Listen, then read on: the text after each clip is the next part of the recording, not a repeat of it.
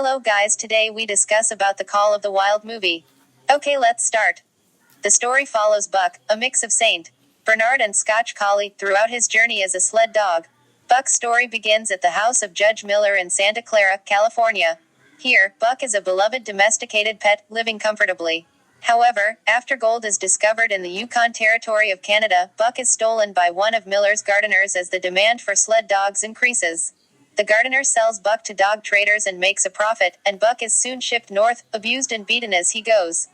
Buck is soon overwhelmed by his surroundings, particularly when he sees a group of huskies attack and kill Curly. As Buck is forced to adapt to the wild, his primitive instincts begin to surface.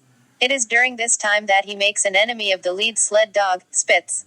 The two fight a number of times, and Buck consistently undermines him in the hopes of diminishing his authority.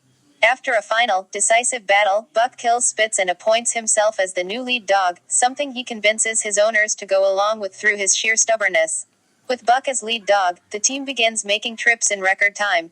The team, along with Buck, is eventually sold to a mail carrier who forces the dogs to carry arduously heavy loads. This work results in the death of one of the dogs. The team is sold again, this time to American gold hunters named Hal, Charles, and Mercedes. The three are wildly inexperienced, they overload the sled, and they beat the dogs unnecessarily. Halfway through a long journey, they begin to run out of food, causing more than half of the dogs to die of starvation. Along their journey, and still with a long way to go, they happen upon the camp of a man named John Thornton.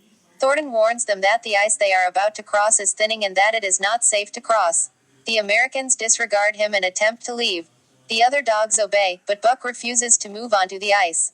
Hal beats him viciously until Thornton steps in and cuts Buck free. The Americans continue without Buck, only to fall through the thinning ice and perish alongside the remainder of their dogs. Buck becomes devoted to Thornton, and he even saves Thornton from drowning. One day, Thornton brags that Buck can pull a 1,000-pound load and bets more than $1,000 on him. After some struggle, Buck is able to do so, and his master uses the money to search for a hidden mine deep in the Canadian wilderness. Buck's love for Thornton becomes challenged by his growing desire for the wild. He begins to disappear into the forest for longer intervals of time, but he always returns to Thornton. During these excursions, Buck hunts bears and moose and even befriends a wolf. One day Buck returns to find Thornton and his crew killed by Native Americans the novel calls Yehats. Angry beyond comprehension, Buck attacks and kills several Yehats and scatters the rest. Buck then ventures into the forest and becomes the leader of a wolf pack. He becomes known by the Yehats as Ghost Dog. Because of his swiftness, his shadow is all they can glimpse. Despite being fully wild now, Buck still returns to the place of Thornton's death each year to mourn the loss of his best friend. Thanks for watching. Also check out my other videos.